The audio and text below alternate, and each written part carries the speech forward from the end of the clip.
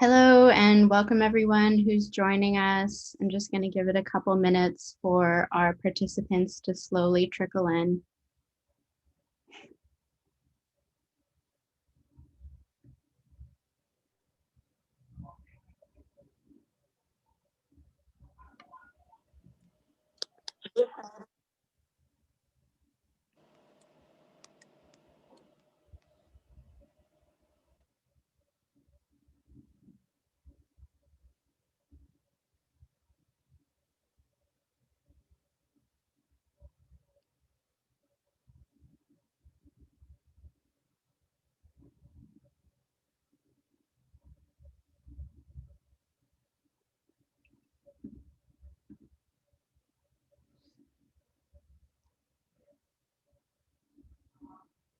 Hi, Daphne, and hello to everyone trickling in.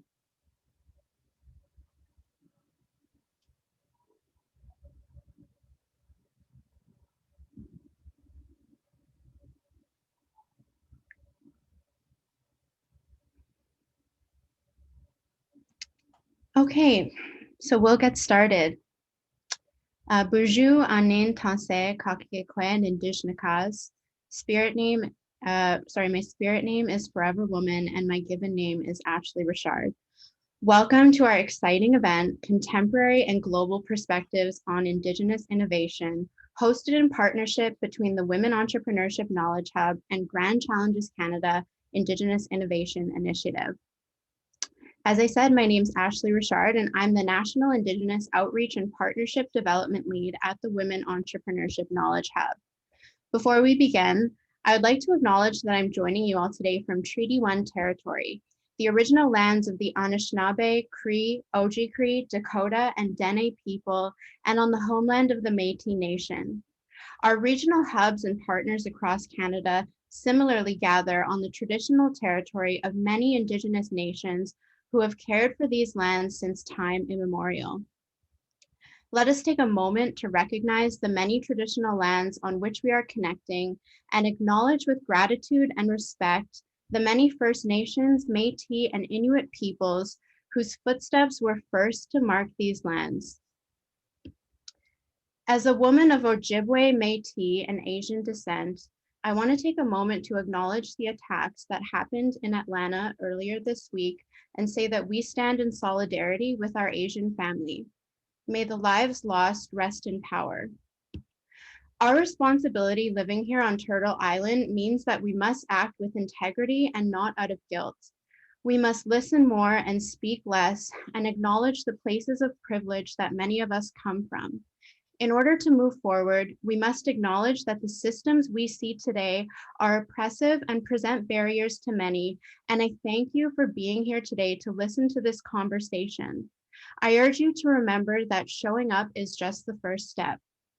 When you leave here today, please remember to act with intention in your allyship. It's about systems thinking, always putting our work in broader social context and asking ourselves, what change can we make not only within our organization, but in broader society? The Women Entrepreneurship Knowledge Hub, or WEC as we call it, is funded by the federal government and works across the country through 10 regional hubs in English and French to share research on and resources for women entrepreneurs in Canada. Drawing on the expertise of a network that includes more than 250 organizations, we also host and support programming that highlights opportunities and best practices for women entrepreneurs and the organizations that support them. My position is housed at one of the 10 regional hubs, the Asper School of Business at the University of Manitoba. In January of 2021, we launched our report titled Mikwam Makwa Ikwe, a national needs analysis on Indigenous women's entrepreneurship. Mikwam Makwa Ikwe is the spirit name given to WEC in ceremony and is Anishinaabe for Ice Bear Woman. The Ice Bear is the spirit of strength and resiliency, and it's the spirit that can be found within and alongside Indigenous women entrepreneurs throughout their journeys. My spirit name and the teaching behind it has always rooted my journey and me and my values, so I thought it was important that WEC roots the work that we're doing in its own set of values and honors a traditional spirit name. The Indigenous Innovation Initiative, or I3, is an Indigenous innovation platform with a goal to empower Indigenous innovators and communities to identify and solve their own challenges, transforming lives and driving inclusive growth and health through innovation. Dedicated to supporting bold ideas with big impact, the I3 has been able to support Indigenous integrated innovation as innovation that isn't just about something new or technological, but sometimes taking our old ways and bringing them forward to a new situation or context. I3 has been hosted at Grand Challenges Canada at the request of Indigenous leaders since 2018 and are funded by the Government of Canada and other partners. To stay up to date on news and developments, you can follow both WEC and I3 on social media.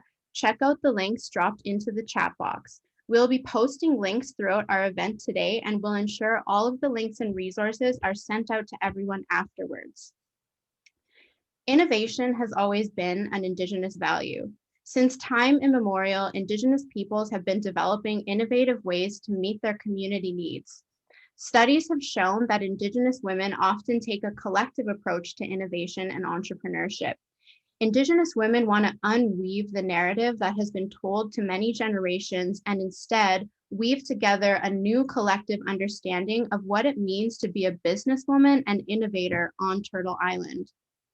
In order for our ecosystem to truly achieve economic reconciliation, meaningful and large-scale investment must be made into the Indigenous innovation stream. Indigenous innovators need more funding being directly put into the research and development phases for business. It's also important to note that planetary sustainability cannot happen without partnering with Indigenous communities to gain the ancestral knowledge that's needed to move forward. Indigenous people are already experienced land managers, and there has always been a strong connection between the land and well-being. For many Indigenous women, entrepreneurship and innovation is a contemporary example of this connection. When Indigenous peoples manage their land with a focus on community-appropriate entrepreneurial ventures, they enhance opportunities for themselves, their families, and their communities. Today, we will begin with a fascinating keynote from my good friend, Diane Roussin, an Indigenous community leader and project director for the Winnipeg Boldness project. After our keynote presentation, the session will move into an engaging panel discussion that brings together esteemed thought leaders in the areas of contemporary, global, and Indigenous innovation.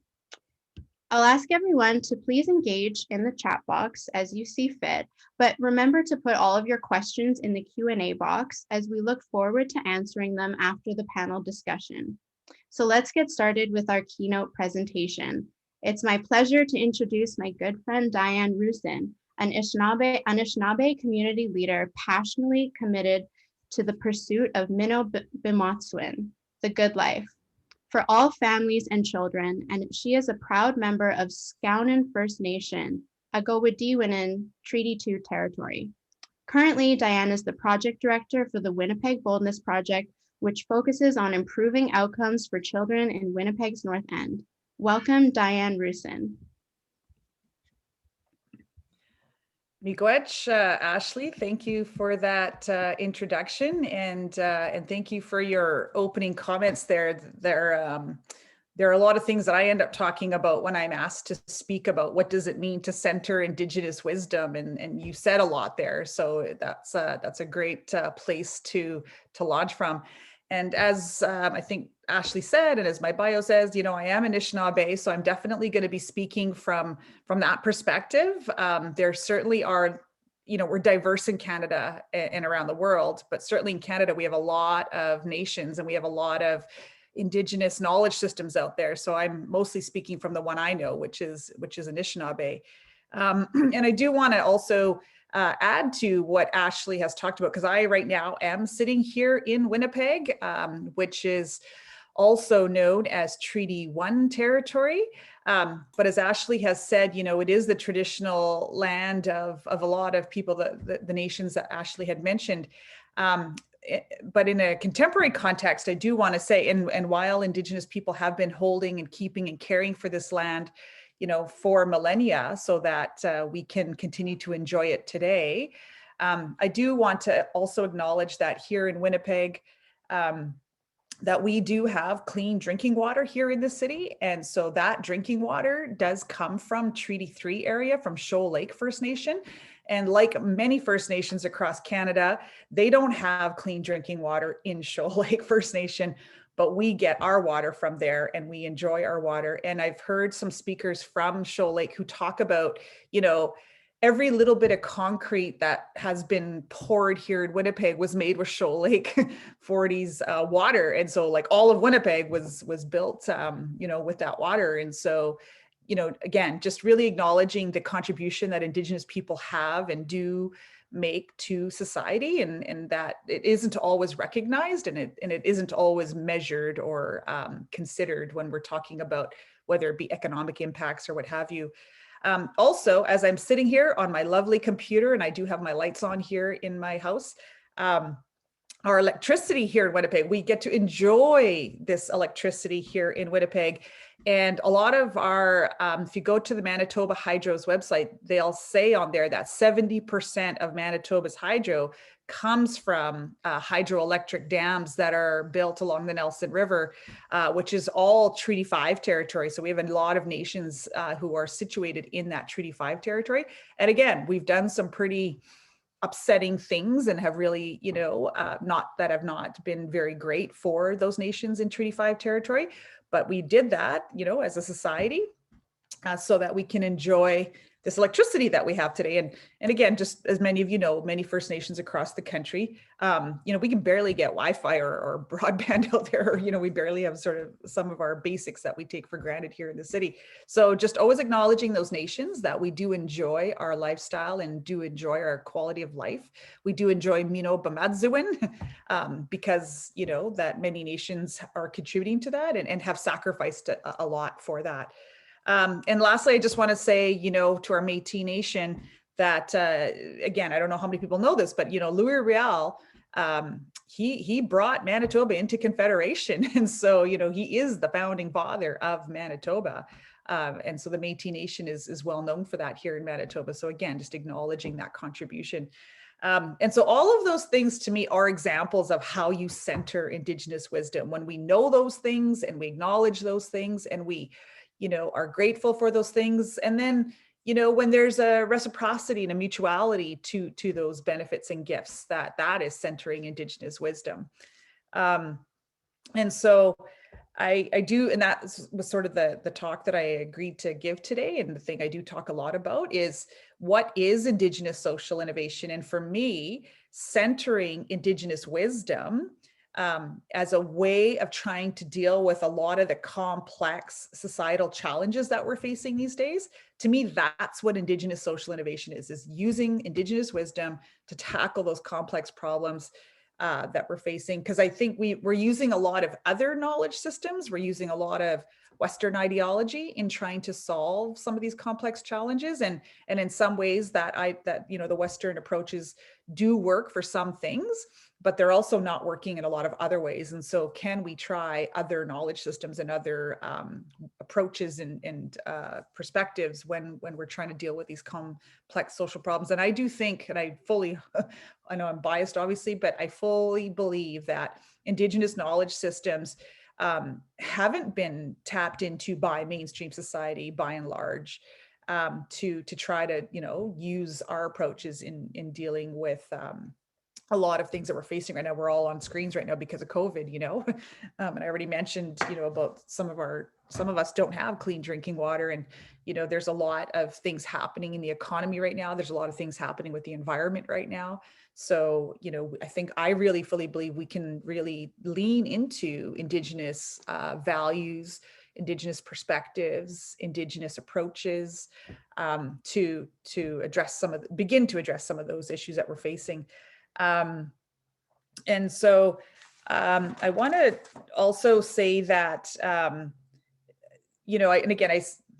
the first place for me, the starting place, if you want to know, if you don't have a starting place, I think a starting place is you have to involve Indigenous people. So I talk about, we need to have Indigenous people included in to be sitting around the campfire with you. So you got to include us, you got to involve us, you got to have a relationship with us. Our voices need to be there. And so yes, around the boardroom table, but also around the campfire. And that way, I think you're able to then understand and hear more about what are Indigenous knowledge systems, what are Indigenous values, how are they the same, how are they different, how might we use them, and so we figure all that out when we're in relationship with one another. So a great big important point, if there's, again, starting place, you can start anywhere, but there's some basic starting places for me, and that is also that relationship. So when I say involve us, you have to involve us in a relational way, not in sort of this transactional extractive kind of way, but to fully and meaningfully involve us in all the things. And one of our knowledge systems that I thought I would start with, again, I am Anishinaabe, so I'm really going to draw on these, but I think that there are other Indigenous knowledges across the country that think this too. And I think there's other cultures that also understand these things. So I'm not saying it's only the Anishinaabe, although, we're known to be very proud people. But I just think a lot of cultures out there share some of these values and perspectives and knowledges. One of the teaching systems that we have, or learnings that we have, is something called All My Relations.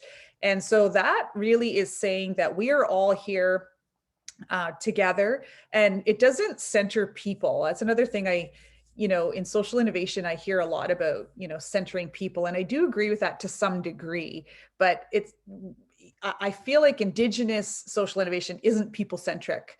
We talk about, we know we're here and we have to be in good relationship with all our relatives. And so all of our relatives are the water, the land, the mountains, the air, the animals, or the trees. Those are all my relations. And so when we think about Mino Bamadzu and living a good life, to me, that means living in good balance, living in good relationship with all our relations. And when you center that, and when you think about that, when it comes to, say, the water or the land, we talk about Mother Earth, we talk about Grandmother Moon, we talk about the grandfathers. When we think about them being our relations, then we start thinking about, well, how might I be in a very good relationship with my mother, with my relatives?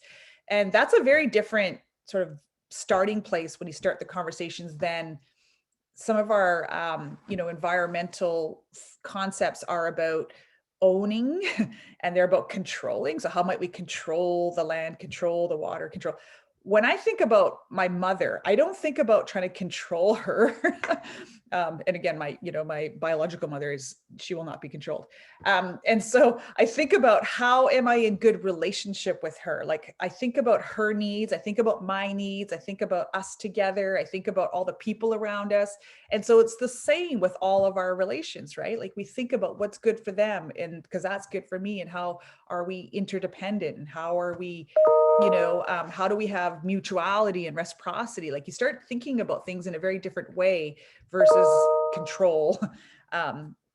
Again, which I think is just a different kind of a knowledge system out there. And we've used that idea of controlling water and controlling land and controlling animals and controlling just, and then managing all of that to maximum efficiency for our own use, right?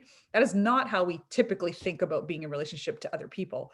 And I think when we think that, about being relational, I think that we really then understand interconnectedness. Again, another thing in social innovation world, we talk about ecosystems a lot. And to me, All My Relations is about ecosystem thinking, because we know we're all interdependent. We all are interconnected. We all need each other, and one part affects the other part all the way through. And so again, Indigenous knowledge systems have known that forever. And I've sort of have grown up knowing that. And so there's many knowledge systems, and so a lot of these intertwine.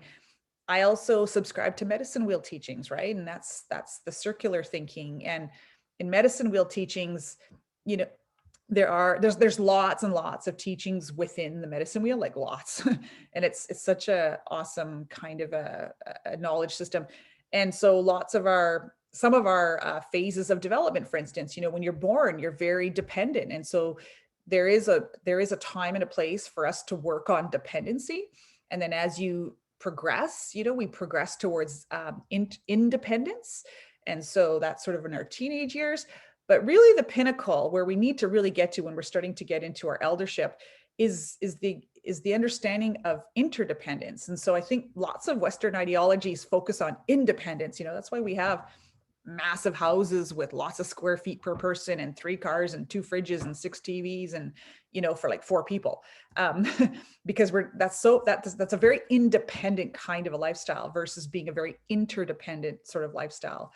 And so, you know, in the medicine wheel teachings, we talk about there's the four aspects of being, you know, that to be well, we need to focus and balance on all 4 of those, which is spirituality, emotional, intellectual, and physical. I feel like Western ideologies really focus in on the intellectual. So we just want to be right in our heads. We don't want to be in our hearts. We don't want to be in our spirits, you know? And then physically, I don't know about anybody else, but I've been trying real hard to put the earbuds in and get outside and walk during all these meetings, because sitting here is crazy. And it's really hard to do. So, you know, paying attention to our physical selves and paying attention to our physical environments is something that, you know, medicine wheel teachings talk about.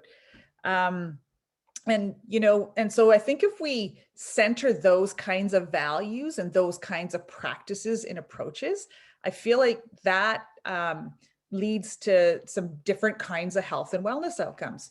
I know that I regularly go and pick medicines with my family and with my kids. And, you know, we talk about 4 sacred, there's lots of medicines, but we do talk about the 4 sacred medicines. And so, for instance, I'll, you know, go sweetgrass picking with my kids every summer.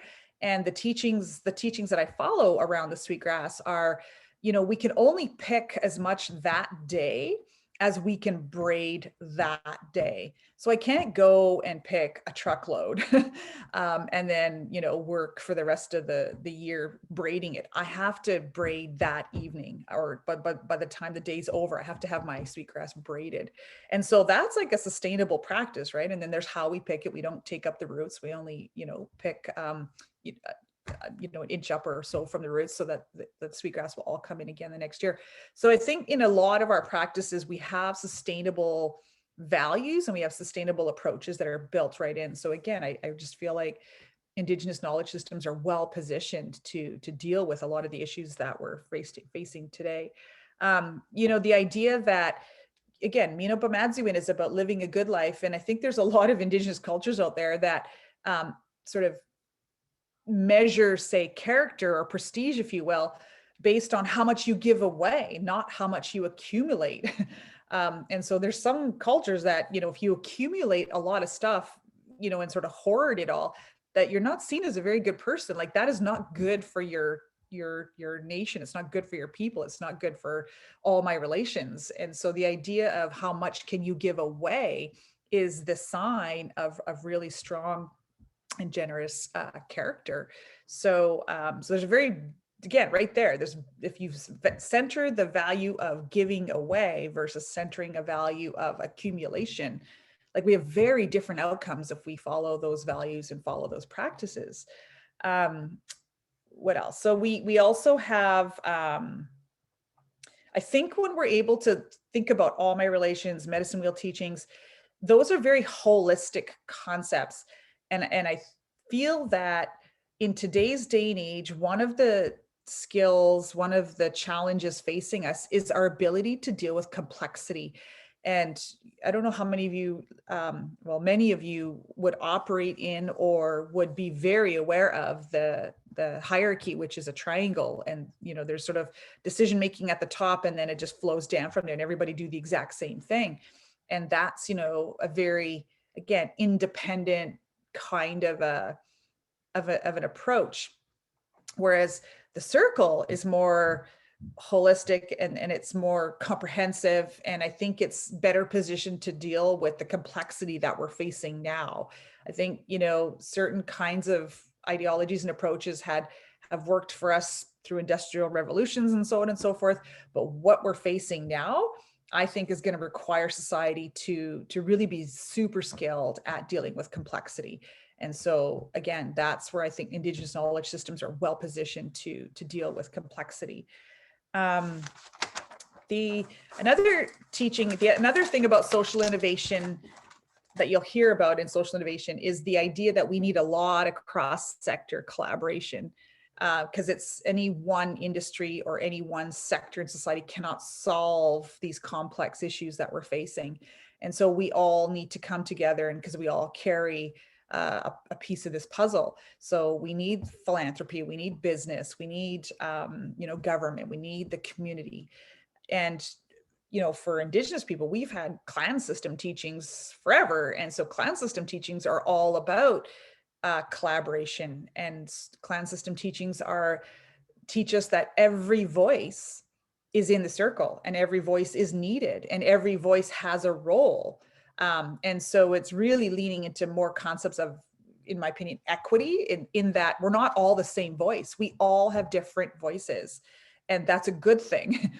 And we need that diversity to come, when we're sitting in the circle. We need all those different voices, and at sometimes some of those voices are leading, and at other times the voices are leading, and sometimes they're more sitting back, right?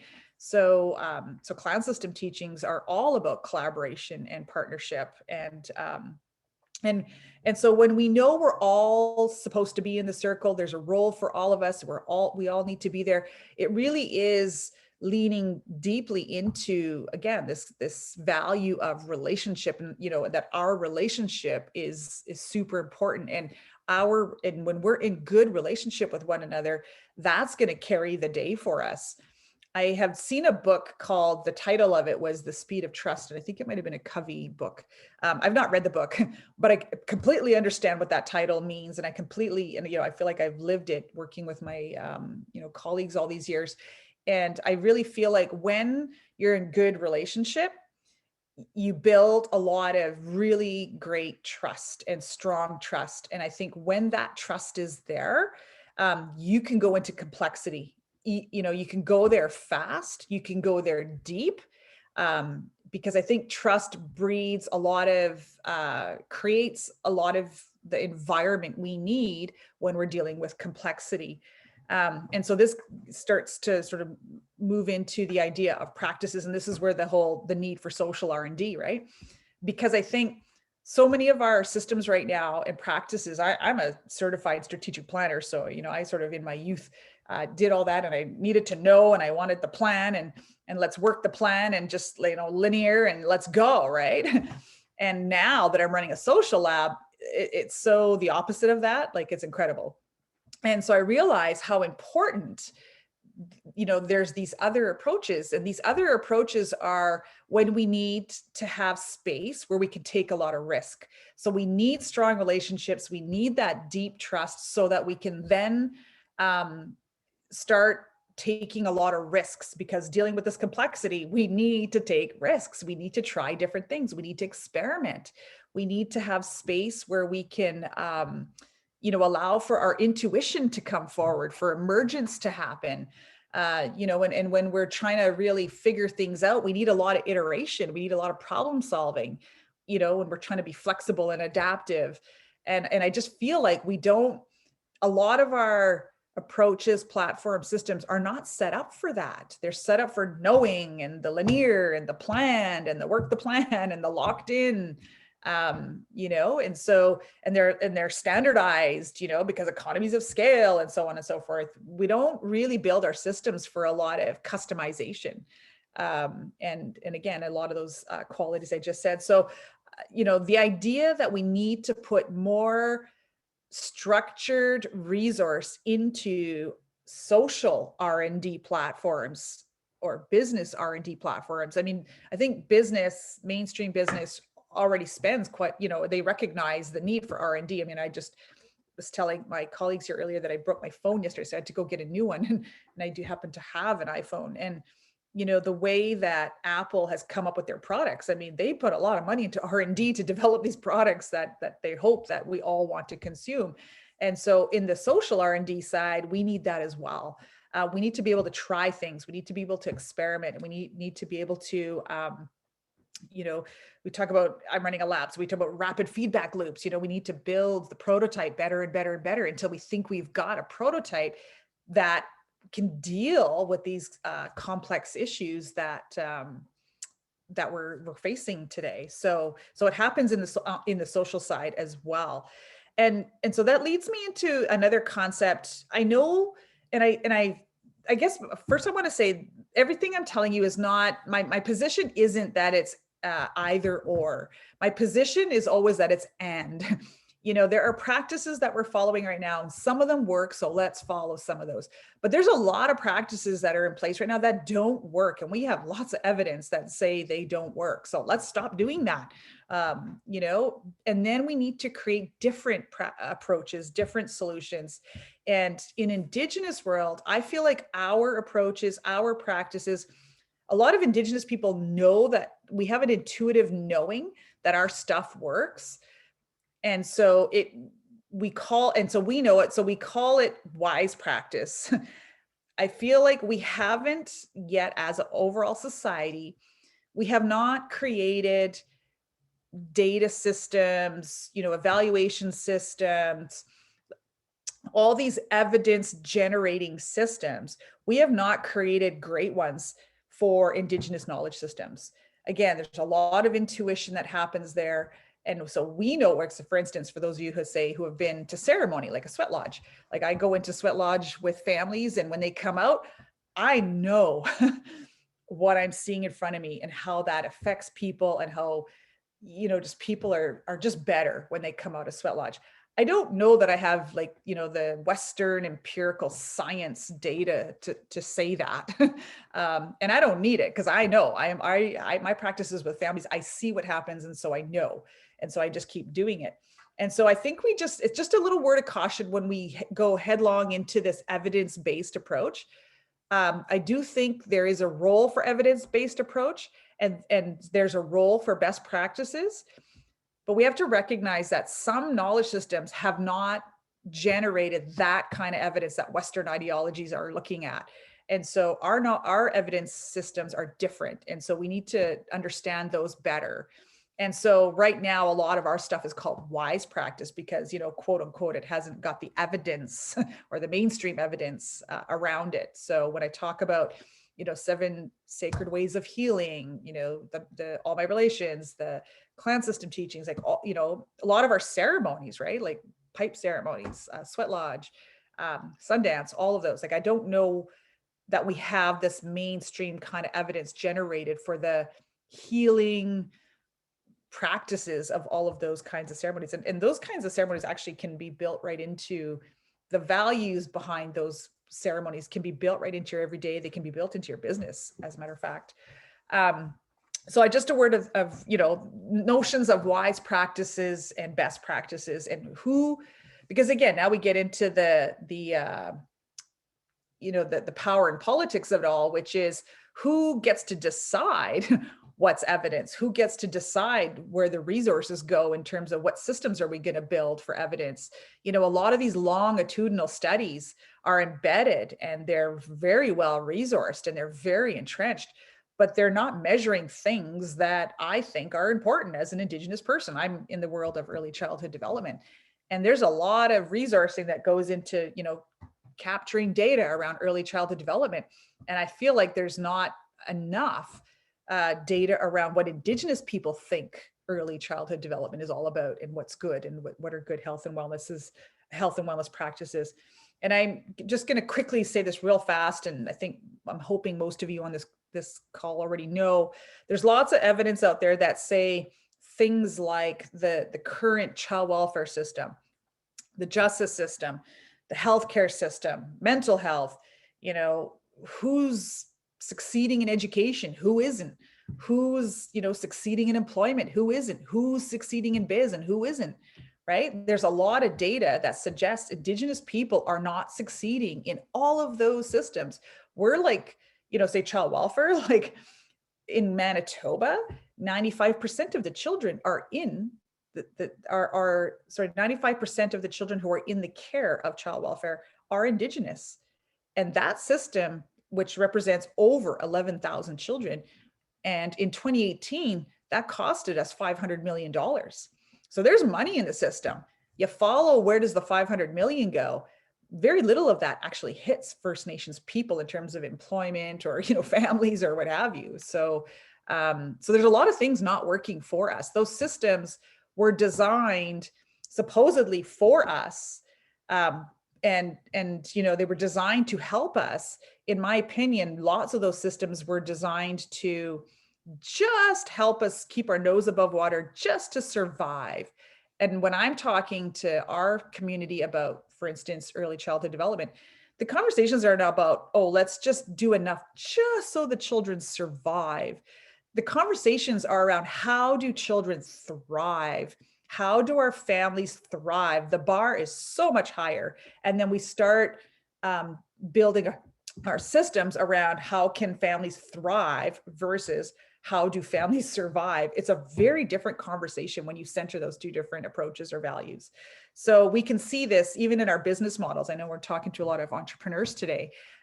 Who has created the business models and who does the current mainstream business models support? I've had the privilege of hanging around with some Indigenous female entrepreneurs.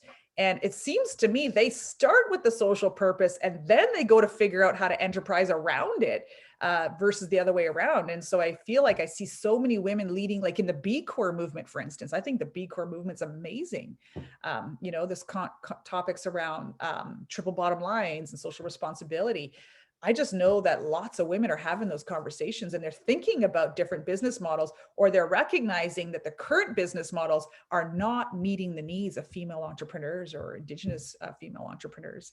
So again, let's center some Indigenous values and principles in that so we can build different business models.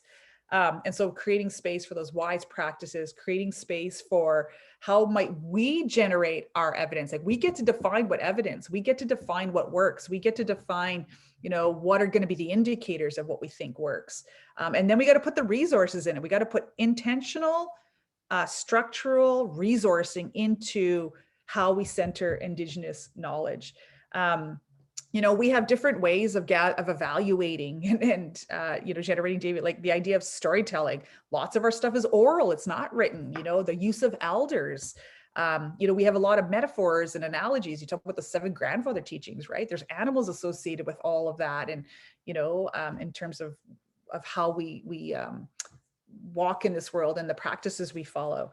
So I know I'm at time here, so I just that's just a little sample of some of the Indigenous knowledge systems that I'm aware of. There's so many more. And I know across this country, there are a lot of Indigenous knowledge systems from coast to coast to coast.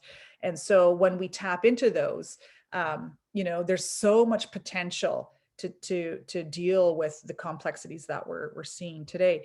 And so that's the thing, right? Is you need to involve Indigenous people. That's why we need to involve Indigenous people in so many of the things that we're doing.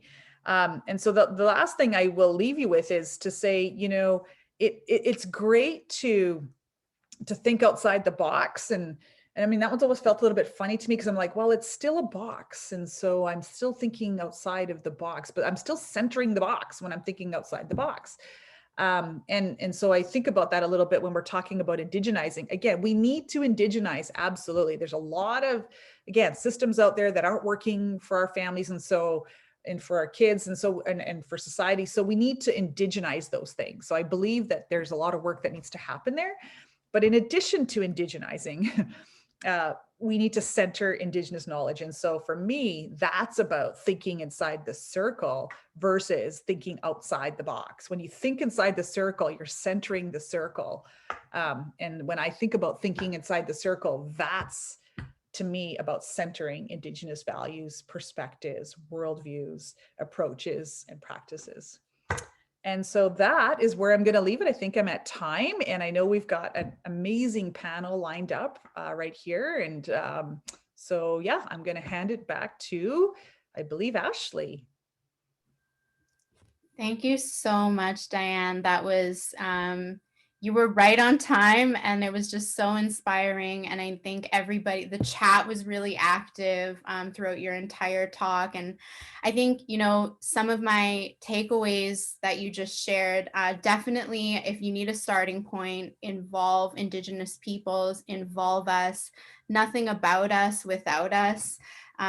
Also, I liked how you paid respect to the many different roles that people have. And I think in order to move forward, we do need to respect that everybody has a role to play in this movement. And then, you know, yes, it's really complex. And I like how you also shared that we need to take risks and trust one another, because without that trust, we really can't move forward. And we also need to be flexible and adaptive. And I'm really excited to tweet this later, thinking inside the circle versus thinking outside the box.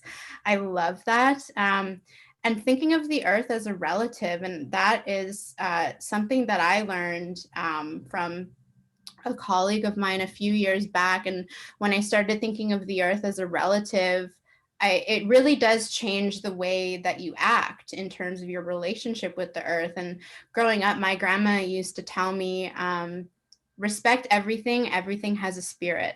The earth has a spirit. Your clothes have a spirit.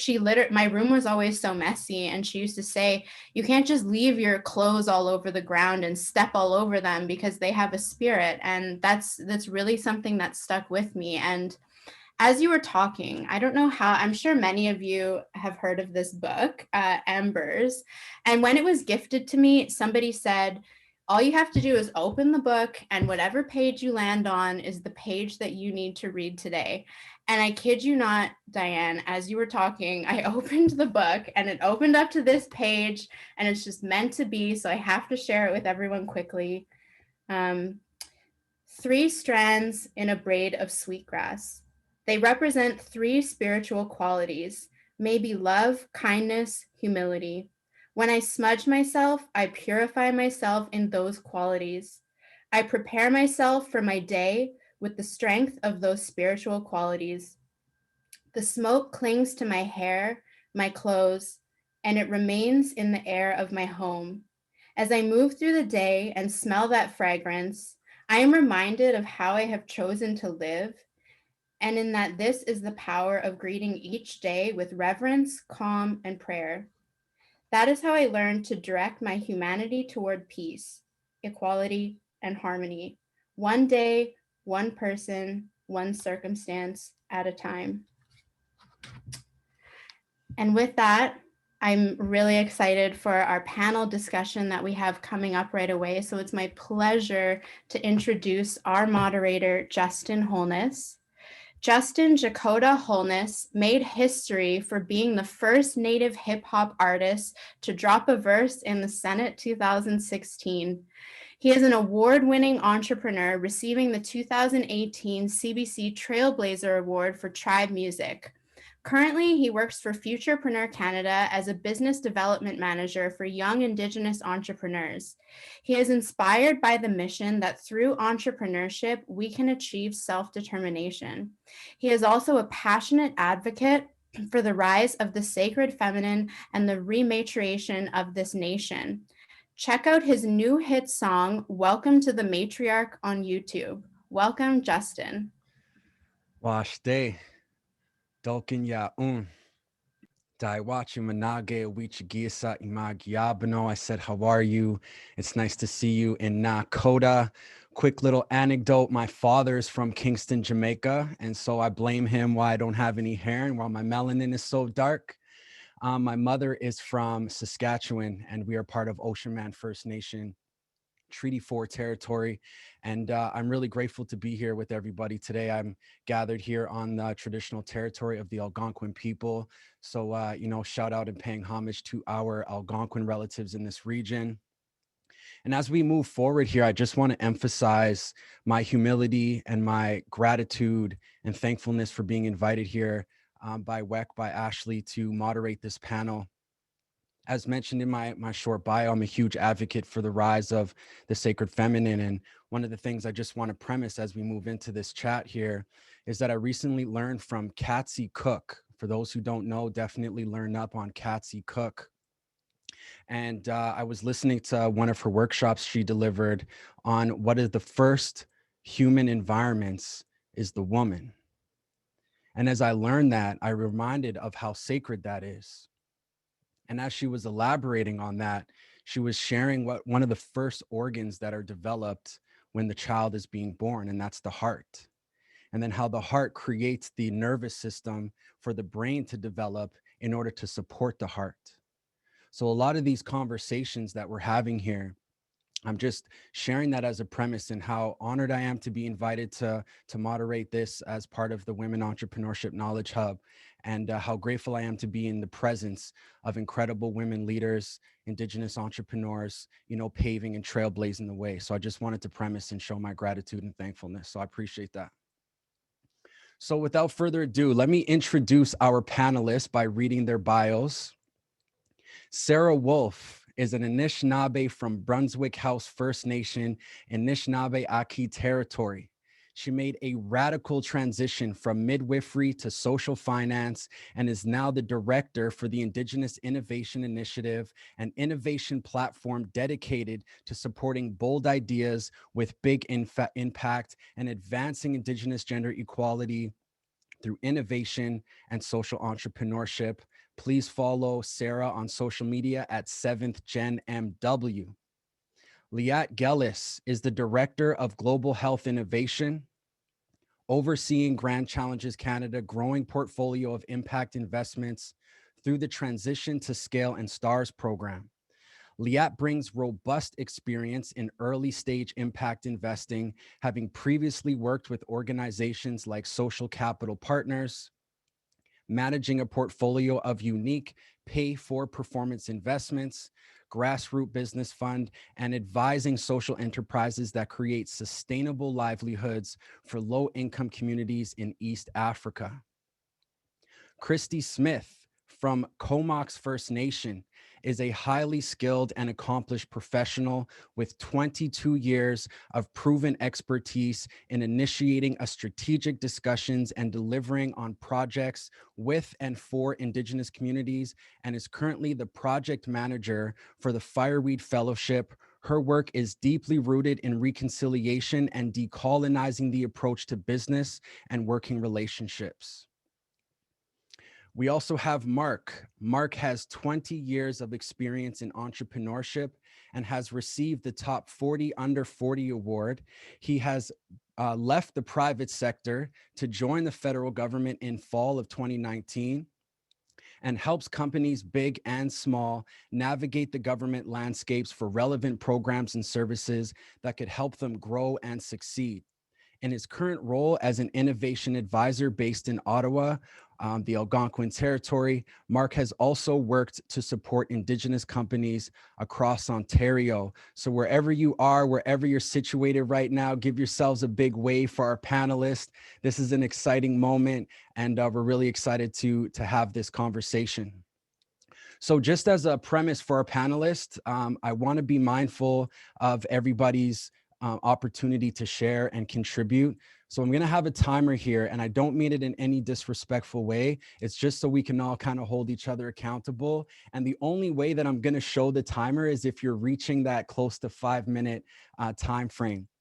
So if we can just keep our responses between 3 to 5 minutes, but I don't want you to refrain from answering. I don't want you to refrain from speaking from the heart and sharing that full answer. So just wanted to point that out as we get started. So my first question is going to be to everyone, and I'm just gonna basically call people out based on the order that they are on my screen. So this question is for everyone, but what are you doing right now to create an inclusive innovation ecosystem? And to my right, I'm gonna pass my feather over to Sara Wolfe. Find the unmute button. I knew I was going to be there first. That's awesome. Bonjour, Ani, everyone. Sara, Wolfe, Indigenous causes. So Brunswick House First Nation. It's in Northern Ontario, Anishinaabe territory, like we said. And I am grateful to be actually living and working out of Toronto, the traditional territories of the Mississippi of the Credit. And of course, it's the home of the Dish with One Spoon tree. So right now I'm the director for the Indigenous Innovation Initiative, which is still relatively new, but a growing initiative. We've been around for a bit more than 2 to 3 years. I've been working in this space for just almost 2 years now.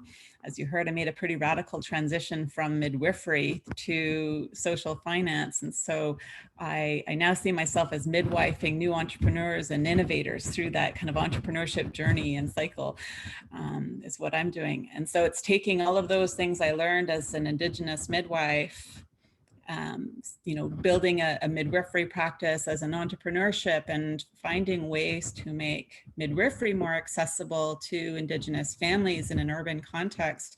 It's taking all of that learning and bringing it forward to this new context. And so at the Indigenous Innovation Initiative, my focus has really been on how do we make impact investing more accessible to Indigenous peoples across Canada, to our First Nations, Inuit, Métis families, and community members and peoples living across urban, rural, remote, and northern, communities in Canada.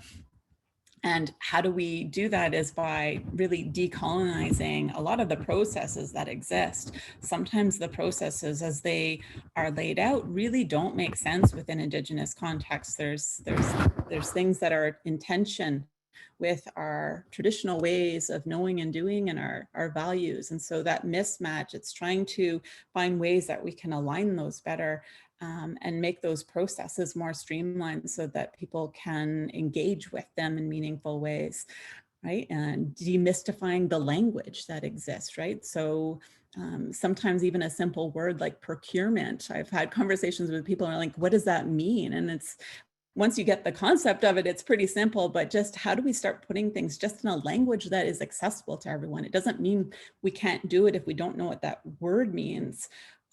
But that once we understand what we're saying and what we're talking about, like there's no need to add language around it that makes it sound fancier than it really is. Another kind of main piece that we've been working on is to try and start shifting towards that strength-based focus. We've lived in an era of scarcity for so long that we've become really accustomed to being reduced to our deficits. And I can't do that anymore. It's like, how do we focus on using a strength-based approach to looking at, leveraging those assets that we have in the community, of which there are many assets, right? Our social networks are one of our biggest assets. And so if we can just keep building off of those networks with each other, then we'll be great. Using this idea of innovation is not something that's a new concept or value in Indigenous communities and contexts, right? Our very survival always depended on us being able to be innovative. Pre-contact and since contact, we've always been innovative. It is an Indigenous value. And then just how do we leverage our traditional ways of knowing and doing? How do we center those values, those teachings, those approaches and that wisdom in the work that we're doing? I work really hard to advocate for more investment into the innovation space for Indigenous peoples across Canada and globally. I work to kind of support the self-determination of Indigenous innovation leaders, right? So if we're gonna do this, we need to be a leader in determining our own futures, not having ideas imposed on us, but actually being we're the closest to the challenges. We are the ones with the best solutions to those challenges. Being able to support gender inclusivity in the work that we're doing, Indigenous women and girls, but also supporting the inclusivity and the gender affirming language for men, women, but also like two-spirit, queer, trans, and like other gender diverse groups, and getting away from that, you know, that binary language around gender, and understanding our traditional values and ways around including everyone in those processes, and understanding how we need to remove the barriers for individuals as they are along the way, so that we can adapt our programs and processes. How do we customize to meet the distinct needs of people, meeting them where they're at? And then just to kind of close my little section off, I just want to kind of say, like, we're really excited. We're super close to announcing our first cohort of Indigenous innovators. We have 10 amazing projects that we're going to be announcing in April, the third week of April. We're looking at April 21st. Don't hold quite that date yet, but we have 10 amazing innovations that are being funded with $2.5 million. And so this initial tranche is going in. We have dozens and dozens of Indigenous innovation ideas, solutions that are going to be so impactful in our communities, just waiting for their chance to be funded as well. So we need more investment in the space, but I'm getting really excited to be able to launch this first 10. It's a start. Thank you, Sara. Next, I'd like to pass the feather to Christy. Sara, you're so passionate. I love it. And I love your earrings, just so everyone on the screen can see.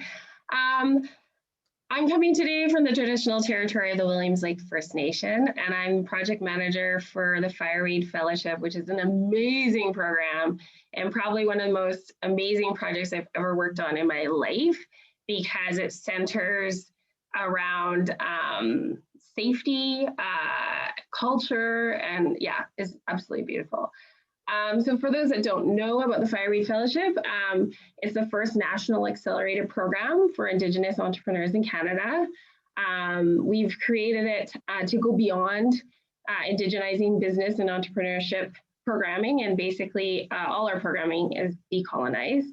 It's a 10-month program, cohort style, and as well, we've had to kind of revamp quickly what would have been an in-person program to being an online Zoom program. And with that came a real, I think the heart of our work was to ensure that our programming and the online delivery of it was also safe. Like, some of the practices that we have in person are completely different than online. How do you get that same feeling across Zoom? So we spent a lot of time being supported by knowledge keepers on how to enter into the online world and in that capacity. So we've worked really, really hard to create, and are still working hard to create an entrepreneurial safe space for some of the most systemically marginalized folks in the country. Our first cohort is Indigenous women, cis or trans, non-binary folks, two-spirited, genderqueer, etc. And centering on the well-being of them as the entrepreneur, and embodying matriarchal leadership in our approach. Yeah, shout out. We've been so fortunate to have wraparound support. So the program offers peer supports, one-on-one coaching, mentorship, pro bono professional services. We have lawyers, accountants, everybody that wants to provide some support to our cohort. We have wraparound supports because we need to, as our project design team, need to deliver this project in a really safe and grounded way. And so we have a council of aunties that support us through that journey. And we also ensure that we're supported mentally. It's trying times with COVID, and jobs and entrepreneurs are feeling that. And so ensuring that the design team as well has that wraparound support, which I think has been fundamentally the best piece of the entire program, is being supported everywhere. So we basically deliver, and I want to just comment on one of the things Sara actually said. She said innovation is Indigenous value. Absolutely, it's in our DNA. And I think that's why these programs and what we're here to talk about today is so vital and such an honor to like just be embraced by it. Like, this is part of us. This is great. And yeah, that is about it. And I will pass it on to the next speaker. Thank you, Christy. I appreciate that. All right, I'm gonna pass my feather downwards where my screen is to Leeat. Thanks, Justin. And thank you so much for having me here today, especially my colleague Sara at Grand Challenges Canada for inviting me. I feel like I've already learned and gained so much just in the last hour.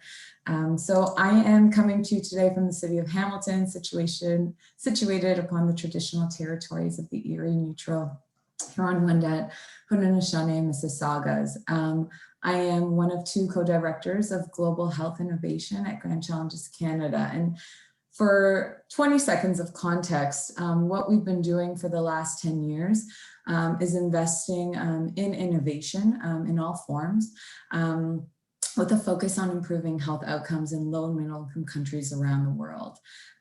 We focus on reproductive, maternal, newborn, child, and adolescent health, with focus areas in funding innovation in global mental health, in early childhood development, in sanitation, in sexual and reproductive health and rights, just to name a few. Our funding ranges from 150,000 up to 3 million. We've transitioned from more of a traditional funder, I think as Sara mentioned, into social finance and really looking at making impact investments and provide investment in form of grant, debt and equity. And actually, as Christy mentioned, I think what's really important additional to the money, I mean, capital is important to stimulate and scale up innovation. But I think the wraparound support and the technical support that we provide is equally critical in supporting our innovators in the work that they do. And so I'm coming to you with a global perspective on, Grand Challenges Canada's lessons and our journey to create a more inclusive innovation system. And ultimately, as an innovation platform, we see our job as really setting the table to attract the best and the brightest problem solvers from around the world to tackle these types of challenges in these health areas that I mentioned. And what we try to do to be inclusive is to set the table, so to speak, very intentionally to enable gender equality and inclusivity. So I'll speak to sort of two aspects, one more external and one internal that Sara touched upon. I mean, from who we fund, we understand that the people are best positioned to really develop and scale up lasting solutions are those situated in the areas where they work, or individuals who have lived experiences with the challenges they're trying to solve. And so over 2/3 of the innovators we support are from low and middle income countries where we invest. We also look to invest in individuals or organizations that have traditionally not had equal access to capital. And this includes women, youth, members of the LGBTQI communities. And to do all this, the key thing that we've seen, our big lesson, is to invest more in these types of organizations or individuals is we need more to apply. And so what we've really learned is to be more deliberate in how we put out calls for proposals, how we invite applicants for funding with examples or case studies or language or the communication channels to try to attract these types of groups or individuals. And we have some success. We have stats that show, for example, for women-led organizations alone, and I'm speaking about our global health platform. Once we increased, we're able to increase women applicants by 10 to 15%. We're able to increase our portfolio by women-led entrepreneurs. and organizations as well. So that's one key piece. And the other is what Sara spoke to, is really looking internally and walking the talk. We've learned a lot from Sara and the I3 team in terms of looking to decolonialize all of our work and our processes and our systems across the organization, and specifically the global health team that I work for. And this includes, I mean, over the 6 years that I've been at Grand Challenges Canada, improving the inclusivity and representation across management, our board, our investment committees, and there's still work to be done, but there's a real active and genuine commitment to do so. And I think that's really important to actually achieve the type of inclusivity we want amongst the innovators we support. And with that, I'll stop there. Thank you so much. And Marc, by all means, I'll be passing my feather kind of diagonal, if you will. Marc, take it away.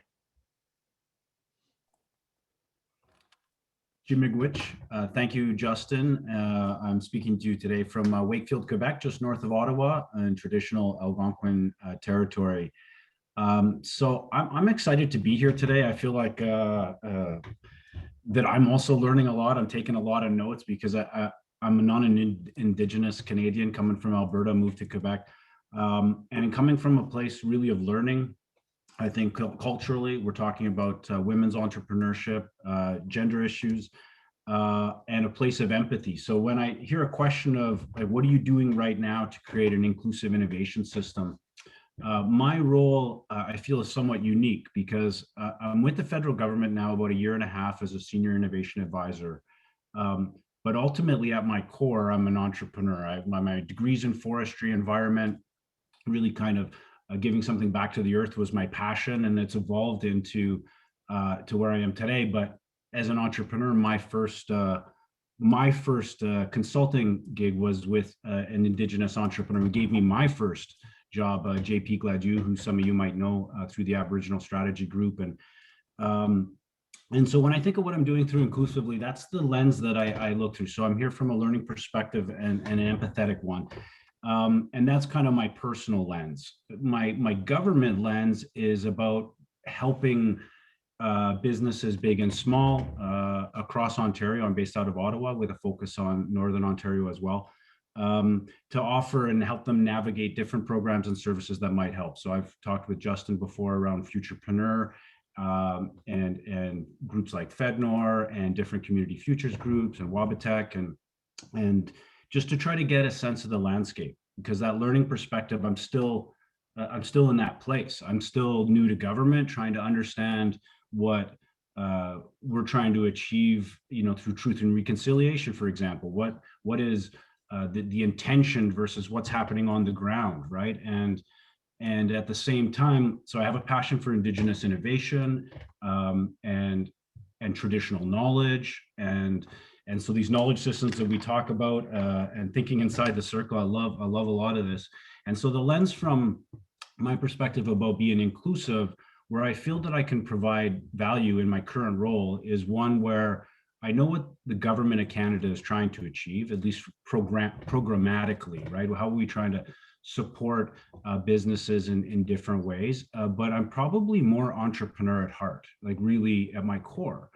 And so I look at Indigenous businesses and I'm always often seeing it through maybe that Western lens, right? Of how are we commercializing this? Where's the business model? Is this sustainable? And trying to have an ear on both sides, and then at the same time trying to understand how the government of Canada wants to support that, and are we doing it effectively? So I kind of wear these three different hats, and I think I provide a unique perspective, and that's why I've taken on the portfolio for Indigenous businesses, and I've got some stories that I can share a little bit later around some personal powerful experiences I've had with that. But to summarize, the three things that I'm kind of working through when I think of where I could assist right now is one, the access to capital. So in a general sense, how do we provide that startup seed money? Sometimes it's just support, sometimes it's just strategic, I find, advisory services. But a lot of times, like how I got my start was just a small loan. So I know how far a little bit of help can go. with the right support systems. And I'm excited to learn about some of the other programs I've learned about today, like Fireweed, which is new on my radar. So I'm excited, Christy, to hear more about that. So, you know, that access, like in my day job, the access to capital is kind of straight ahead. Talk to a company, how do I help? What are you trying to do? What kind of product are you trying to make? And yet the entrepreneur in me gets excited and passionate and tries to assist from a vision perspective. The second piece that I think of the three where I feel like I can help is the access to collaboration.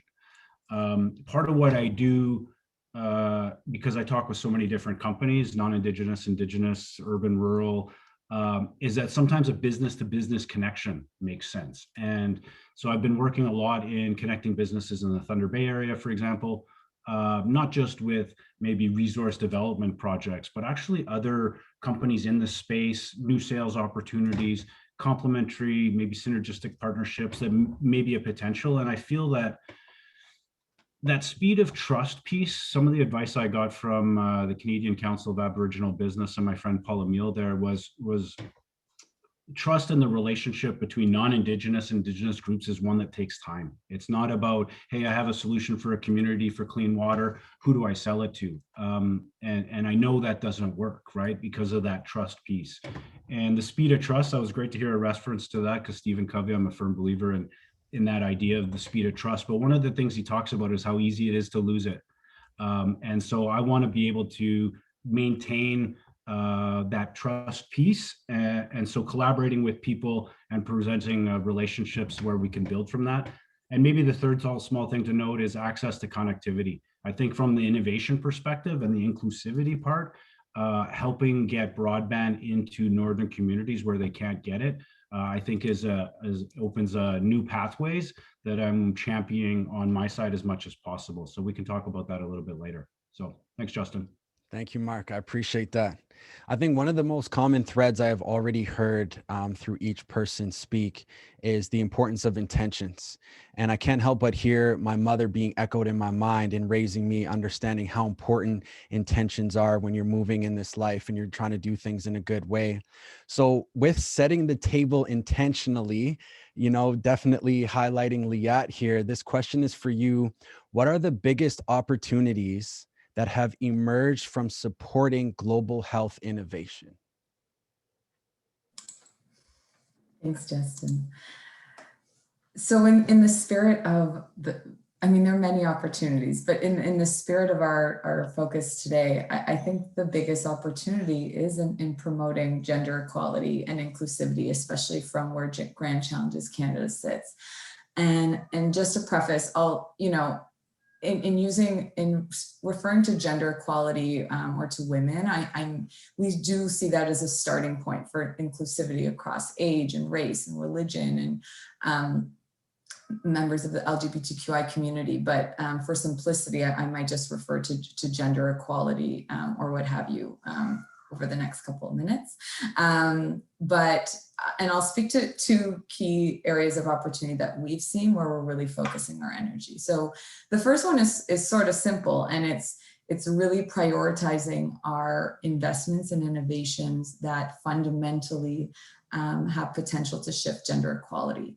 And that's with a real focus on innovation in areas such as sexual and reproductive health and rights, or a new program that we launched a couple of years ago with options to save pregnancy termination.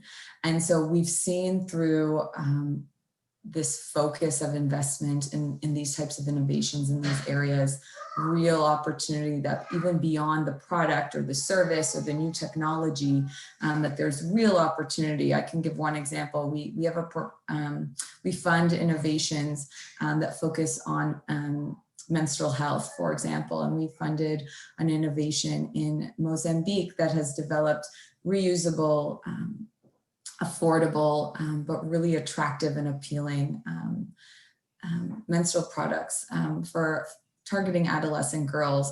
And a key thing that they're doing beyond the product, beyond the innovation, what I find truly innovative is their positive branding and messaging around menstruation, because in Mozambique and in many countries where we fund, there's stigma and negative connotations and social norms around menstruation that really discriminate against girls and women. And so organizations like this, who are trying to sell a product, yes, but are really trying to move the needle and changing societal norms and how girls feel about their periods, and so that it won't affect their health or their education or their feelings of self-worth.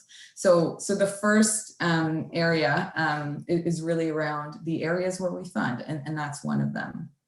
I think the second is in our ability to support innovators in exploring their own work through a gender lens. And not all innovation is going to, be in menstrual health or in sexual and reproductive health and rights, which is, directly focused perhaps on women and girls. Where we've seen actually the most opportunity and exciting examples is when it's not.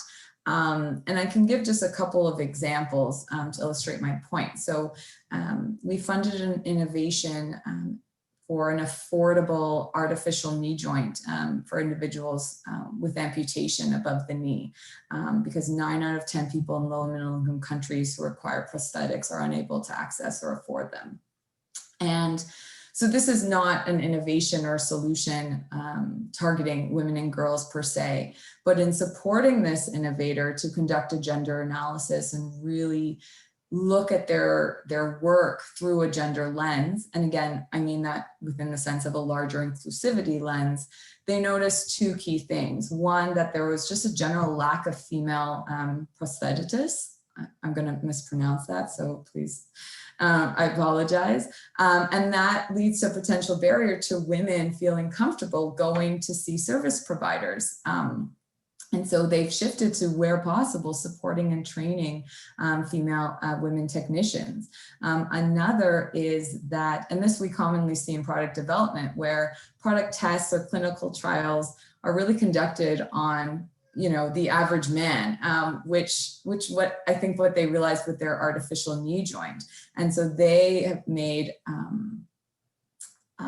a concerted effort to allocate resources to test and design their products for people of different weights and stature, and to make sure that it will fit women and girls properly too.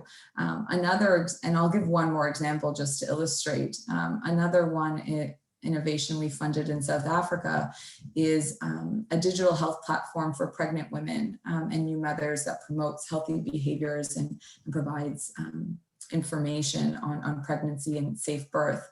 And through conducting a gender analysis and supporting the innovator in doing so, they realized that their name, Mom Connect, inadvertently reinforces gender roles and discourages fathers from joining the platform, which was part of what they wanted to do, which was to attract all parents. And so they've adapted their marketing and their outreach campaign to better engage fathers. They've also looked internally at their own opportunities to improve diversity and pay gaps within their organization, and also to include LGBTQI representatives in future consultations regarding the content of the information that they put on their platform. So I think, whether you're looking at your business model, your supply chain, your governance, your products, there's so many ways to support this infusion of inclusivity and gender lens that's, if we're talking about this double, triple bottom line, that I think ultimately really improves that double and triple bottom line. And I'll stop there. Thanks, Justin. I appreciate that a lot. I think when you were just sharing, I got really excited about hearing the investments towards the support for the menstrual cycle things. And, my mother always raised me to honor a woman when they're on their moon time. And so I just think hearing that, I've never heard that before. And I think that's so exciting and so amazing. So I appreciate you sharing that. So this next question is kind of catered to 2 people in one, but Christy and Sara. I'm going to start with Christy first. What is happening right now in the Indigenous innovation space generally? For us, I think we're seeing like a larger appetite for entrepreneurship and innovation. Not that it's new, like Sara had said, innovation has been a part of Indigenous values forever. Same with entrepreneurship, essentially very much the same. But there's a resurgence and like a groundswell of like Indigenous entrepreneurs doing business on their own terms, which is amazing. So folks are leading with their culture. They're decolonializing their work, refusing to make concessions around that, expecting to be paid what we should be paid. So many times I've seen Indigenous entrepreneurs lower costs just to get their stuff to market. Now we're starting to see a collective stand together and say, no, this is what we deserve. This is our right. This comes from an inherent knowledge. They're also not accepting anything less than valued aligned partnerships, which I think is really key. So ethically driven. And COVID has really brought like a large amount of success with many entrepreneurs as the online platform has kind of like exploded, and it's made it easier for folks to get their products and services out there. And the move to online sales has an open window for creativity, collaboration, exploration, self-determination, which I've seen across the board. We've seen a lot of collaborations this year. And I've heard of tons that are coming out of the woodworks, which is exciting. And the broader public has responded very positively to this. Like, there doesn't go a day where someone's not, talking about cheekbone beauty or, Sister Sage or all those entrepreneurs that are out there. Tara Fraser, I think, is on this call. But yeah, it's just an amazing surge. And I think we're going to see it just explode. Amazing. The resurgence. I love that word. Honestly. Thank you, Christy. And so Sara, that's your next song. Listen, I already have a whole album called The Resurgence. You could go check it out for sure. That's actually true. Thank you though. So Sara, what are you seeing right now in the sense of Indigenous innovation? What's happening in that space from your perspective? Yeah. So all of that and more. So I can skip a bunch of my notes that I wrote down here because Christy's covered it. But I just have to say what I'm seeing in the Indigenous innovation space is that it's everywhere, and it's across every sector, every community, every organization, business. Like, everyone is really just talking about it. And maybe it's just because I keep inviting people to come and chat with me about it, but I just see it everywhere, right? So there's academic institutions and organizations and different groups that are creating dedicated incubators and accelerators, where 2 years ago when I started, I felt like there were a lot of people just inviting Indigenous participants into their accelerators and incubators. I feel like now there are dedicated Indigenous ones. So Fireweed is like, first out the block and is an amazing, amazing initiative, and we're just so grateful for that partnership and what they've been able to do. But just we've been touching base with a lot more that are being developed or in development or being just launched right now. The City of Toronto has a new Indigenous Center for Innovation and Entrepreneurship that's going to be opening up, I think sometime in 2022 is my guess at this point, but there is going to be 22,000 square feet to support Indigenous innovation and entrepreneurship for the City of Toronto. And for the city to invest that much into that space, it's really telling that this is something that's been brewing for a while. I think that there's, Christy alluded to this, but for those Indigenous businesses that have survived, there's many of them that have had to pivot phenomenally to survive COVID and the economic fallout that is because of COVID. And for those that have survived, they've been innovative to degrees that I think they never even expected. And so we've seen just like remarkable transformation in a lot of those businesses that where they're just demonstrating remarkable leadership in innovation for the community, becoming massive role models.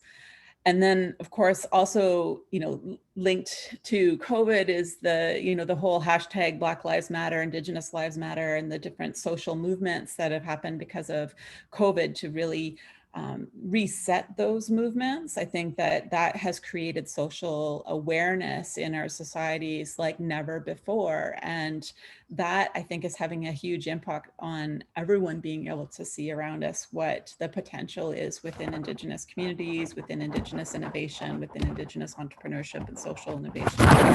And then just in, kind of to keep kind of riffing off of this kind of Indigenous innovation space, I think that we just need to keep building that momentum, keep building and keep growing that culture of innovation thinking within our communities, and keep building that culture of Indigenous innovation thinking within the broader ecosystem.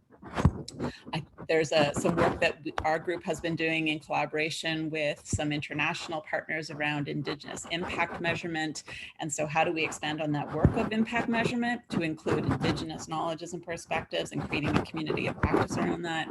And then just to echo Marc's point earlier around the digital connectivity piece, I think that that's going to be a real game changer and really shift trajectory when we start talking about digital access for communities that haven't been as connected historically, but even within urban context. My mom is in Toronto in the Indigenous Seniors Complex and never had access to Wi-Fi before, but because of COVID, they brought in Wi-Fi to her building. And so now she can Skype with us, or not Skype, but she can FaceTime with her grandbabies and her grandkids, and the grandkids can connect with Kukum in a way that keeps her safe and that she's able to do that. So it's not just in rural communities and in isolated communities that haven't had connectivity, but even in urban context, right? When people stop being able to go into their local Tim Hortons or McDonald's or whatever store to get the free Wi-Fi so that they could access, their social media accounts, like that had a huge impact for the community in an urban context. So connectivity is across Canada, not just in remote communities, but once we get that sorted out, that's going to be a game changer for sure. You're on mute, Justin. Thank you, Sarah. I think your microphone is on your table or something, and we're hearing it when you're, I don't know if something's going on, but just to be mindful, all good. I wanted to just highlight a little something that you talked about in the sense of acknowledging how Indigenous entrepreneurship and the resurgence of all these things are kind of crossing within all sectors. And it reminded me of something else my mother told me about how my great grandmother, Laura Big Eagle, she used to tell my mom all the time that in order for change to happen, we have to be in everything and in everywhere within the system. And so I was reflecting on that with my mom not long ago. And we came up with kind of an example of that is like water, and that we need to flow like streams. And sometimes we need to create our own lakes and our own rivers. And as I was looking for a photo to try and demonstrate that on a presentation I was doing, I stumbled across this thing called freeze-thaw weathering. And it's actually where water will accumulate in little rivets within stones, and they'll freeze and thaw, and then they'll actually eventually split stones. So I think what everybody has been saying here in the sense of how we need to be in everywhere and how we're crossing all sectors, I think that's a true testament to what Christy said, the resurgence of Indigenous entrepreneurship and how we're definitely going to be in all avenues and in all sectors in order for things to change. So I just wanted to reflect on what everybody has shared so far. It's quite significant. This next question, I'm going to ask Marc directly. What do you see as the role of Indigenous innovation and in your goal of positioning Canada as a global center of innovation? Thanks, Justin. Yeah, it's a big question, right? And I think the bridging of the gap there was alluded to by Diane, and that's this traditional Indigenous knowledge with Western shareholder stock market, profit, loss statement driven capitalist society, right? They're two very, very different things. And so for me, when I put on my entrepreneur hat and my Indigenous support hat, my government hat, I'm like, what I'm trying to do right now in my role is to really find the through line. Like what is, and that's part of why I'm loving today, is how do I position what I'm seeing on the ground, which has its challenges and in some ways doesn't have access to internet and can't capitalize their own house, and there's cultural challenges and mental health, and there's all kinds of things that wrap into this, and yet at its core there's so much value there, right? So I've got a couple ideas. I mean, because I think that we can bridge the idea of big business with traditional knowledge. I referred earlier to like when I got my start with JP, one of the things we were doing was sustainably harvesting ground hemlock, known as Canada U, which the new shoots can be harvested and kind of, let's call it boiled down at the chemistry, and provide a cancer fighting ingredient that's used by big pharmaceutical companies. And so that was my first project with him, which was this idea of working locally with Indigenous people and sustainably harvesting something that was supporting something like pharmaceutical company helping fight cancer. And there was a bridging of the gap there. My background is in forestry, for example, and I had a passion for forest fire management that often, when you read a textbook, was, throw more water at it, throw more people at it. And that's been since the 20s kind of the strategy. Yet First Nations people have been managing the forest for centuries with prescribed fire and knew how that works on the land with wildlife. And when I was going through school in the late 90s, they were finally catching on to that. That paradigm had shifted. And so that was another place where it's like we're finally catching up to the innovation that's always been part of that traditional knowledge and the Indigenous wise practices I learned today. I love that.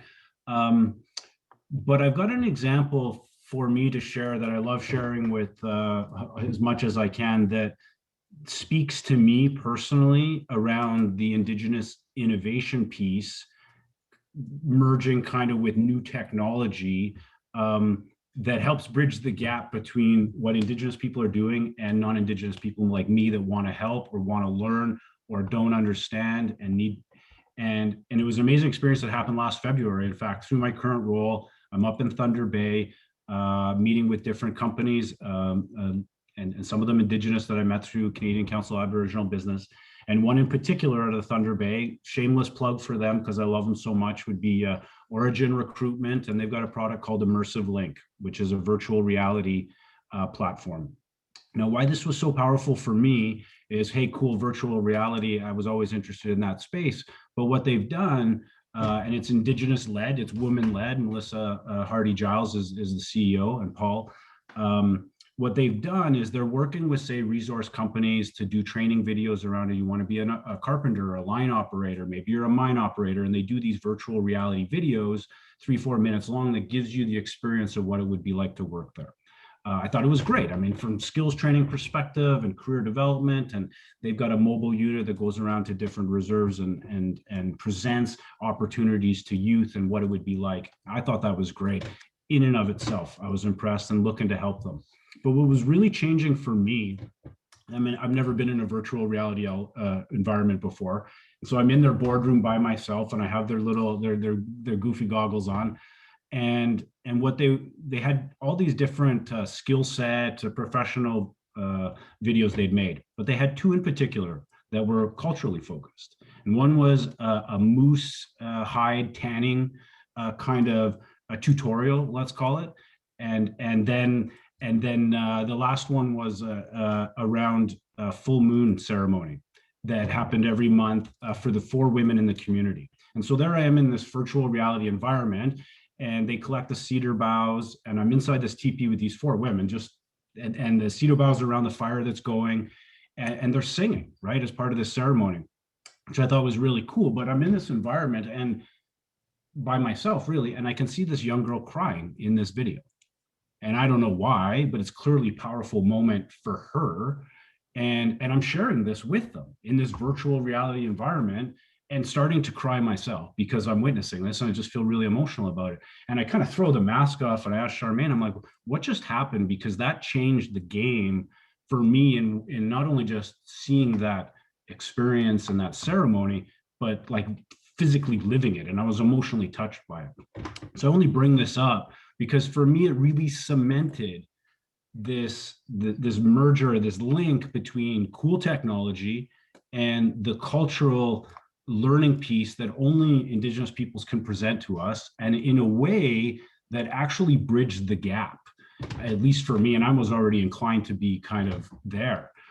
So it was interesting afterwards. I said, this needs to be in schools. Like, this needs to be an education tool for not just Indigenous communities, but across Canada. Like, really, like, and she said, yeah, in our research, it showed that people were more empathetic.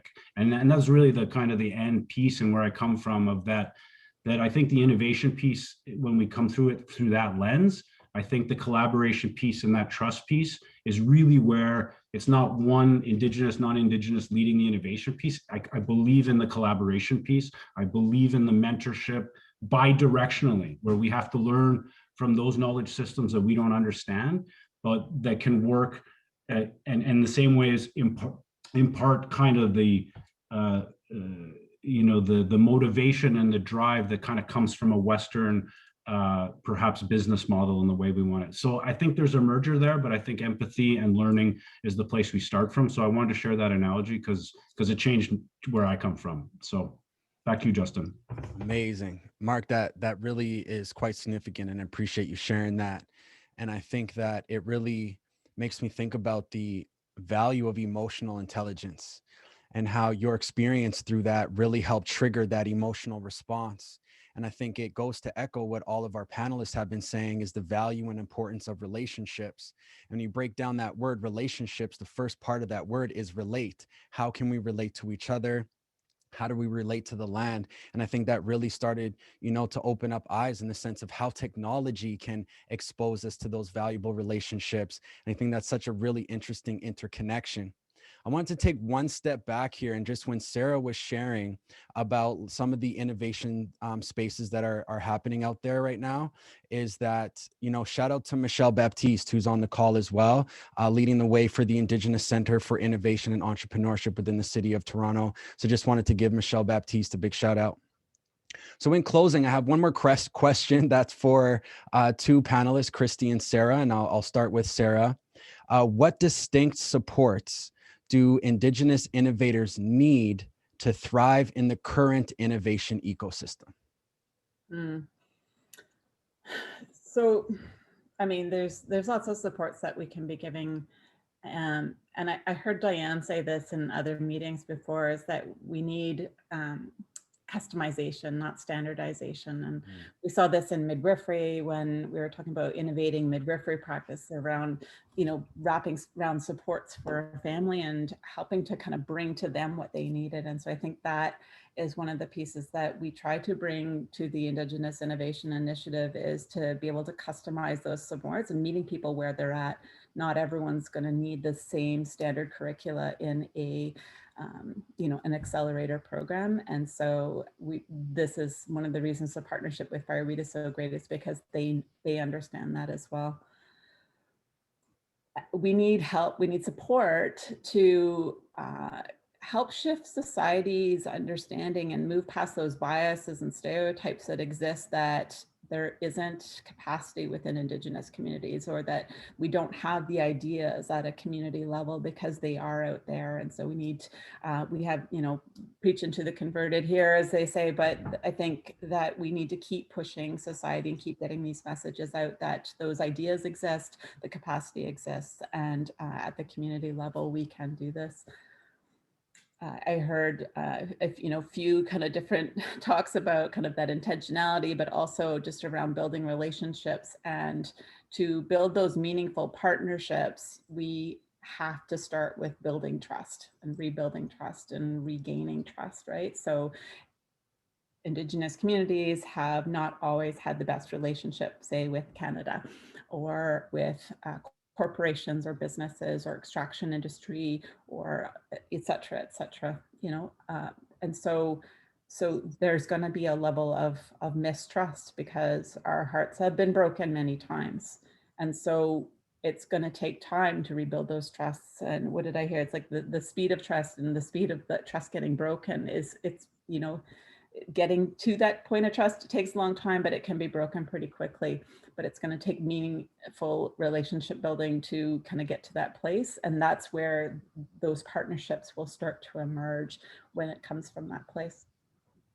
And then I think that the other kind of big thing that Indigenous innovation space needs to thrive in that ecosystem is for the wealth holders to be the ones that are helping to kind of work towards building that trust and supporting that investment in Indigenous innovation, and to understand that there is a risk. There's risk, it absolutely exists there, but without taking a risk, without taking that chance, right? That's what innovation is taking a risk, because with that risk comes the reward of impact and return and transformation. And that's when we can progress as a society. And so I think that it's for those wealth holders to give up those biases and those stereotypes around the capacity ideas not being there, and to trust Indigenous leadership around, taking that risk and learning from our mistakes as well, right? Where there are going to be mistakes along the way, but those mistakes are okay. They're part of the innovation. That's what's going to make the innovation stronger. And so I think that's what we need to kind of shift that ecosystem. Awesome. Thank you. So same question to Christy.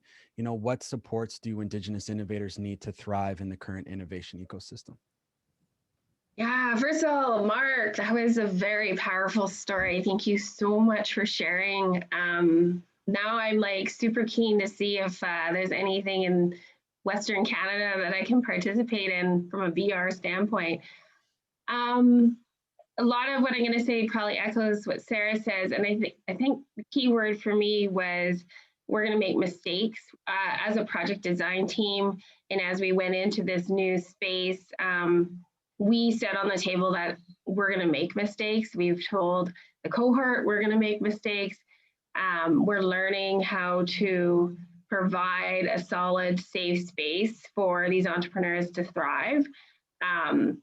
But because of the oppression and just the systemic relations that they've been faced with, the safe space has to be at a higher level. And that's where we've been trying to figure out what our folks need, how to support them. So our wraparound approach, like we've explained, clinical counseling. We do a lot of work with respect to trauma money. So, is it okay what are you going to do when you earn your money? Is it okay to earn money? There's feelings there. So we really talk about each of the steps to bring them up a level, but we also deal with some of the nuances and the trauma that's involved with that. Again, we have a council of aunties that supports our team, because some of this work is emotional when you're dealing with wraparound supports. And we're working to connect folks in the Indigenous entrepreneurial ecosystem in a way that they learn from each other, share best practices, they uphold each other. So we really encourage that not only are we providing this safe space, but our other cohort also provides that safe space, supports that support of just lifting each entrepreneur up. And it's not a normal colonial, I'm going to beat that business, Best Buy, Future Shop, blah, blah, blah. It's like, yes, I'm going to uphold you. Even though my product may be similar, I'm also going to uphold you. And it's beautiful. And when you can create that safe space and you can create that, just that system and that ecosystem, that's where our innovators and our entrepreneurs thrive. Wow. I think there's a lot that you made me reflect on. That trauma of money that you brought up, I think is one of the reasons I was excited about joining Futurpreneur Canada, to be honest, because when I'm out in the community prior to this position, it's really difficult to talk to our people sometimes about money, about business development. How can we use those investments to kind of put it into a particular place so we can grow and scale? And so really, I think I got excited here, hearing you say that.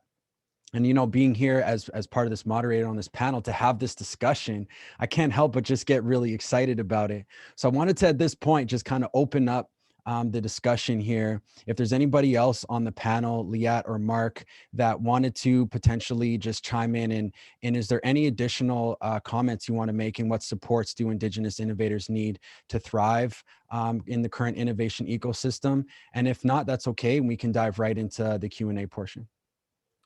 Justin, actually, perfect. You read my mind because I didn't want to just bounce off that that final segment because I'd be remiss if I didn't mention to all the entrepreneurs out there that one of the things that my department is passionate about is making it easy for companies, Indigenous, non-Indigenous, big, small, to access government supports and programs in an easy way.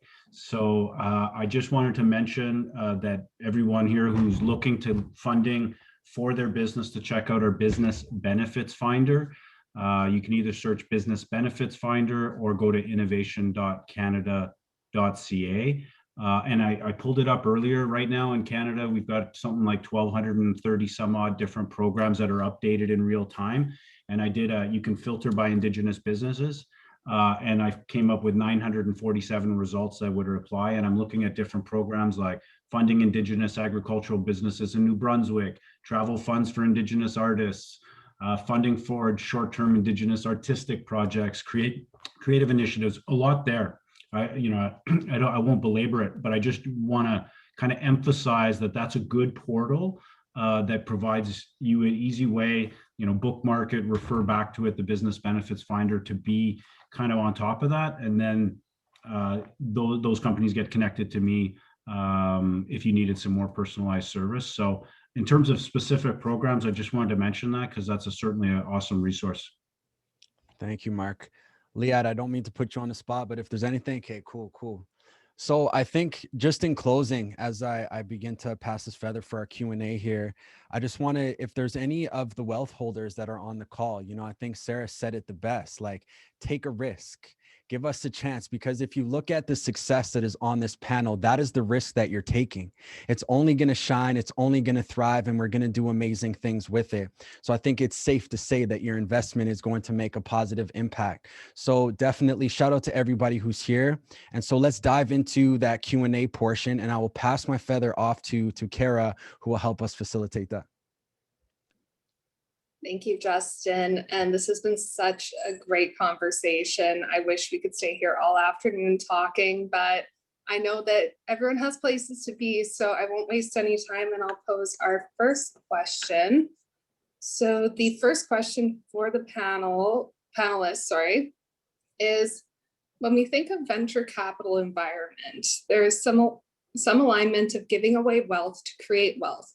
Do you think we should educate VCs to think of business differently to fund more Indigenous entrepreneurs? Or do you think we should set up complete funding options in a more Indigenous tradition?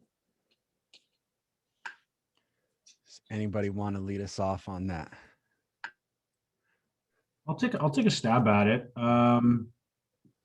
So in my life, I've had to raise VC money myself. I was lucky enough to even participate on Dragon's Den in 2008, and got all 5 dragons for $500,000, which was pretty cool. So I understand that space a little bit, and as I hear that question, like as I'm presenting to them in my kind of westernized capitalistic model, they themselves have their lens by which they see things through, which is different than me as the passionate entrepreneur with a great idea, irregardless of my intentions and sometimes my socio-economic, drive and the impacts that I want to make. And it can be so much of a business decision when we're talking about venture capitalists who quite simply are looking for a 5 to 10x return in 5 to 10 years and are pretty strict on those kind of parameters. So when I hear that question, I'm like, do we try to get VCs to perhaps change their lens? Maybe not in a broader sense, but I think venture capitalists who, there may be a specialized niche to support Indigenous businesses, but I think there's a different ecosystem probably if you're looking at, because it's such a deep-rooted paradigm with them. They're just really so profit-driven and return-driven, ROI-driven. As I think it through, I would probably try to work through a different mechanism in some ways. Maybe that's food for thought for the panel. What are some other thoughts?